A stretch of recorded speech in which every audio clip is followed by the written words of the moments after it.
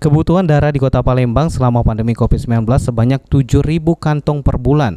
Untuk memenuhinya, pemerintah terus mengajak komunitas dari berbagai elemen aktif mendonor.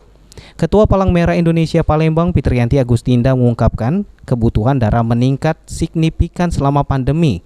Dari sebelumnya 5.000 kantong per bulan, peningkatan lantaran banyaknya pasien COVID-19 yang membutuhkan darah beberapa bulan lalu.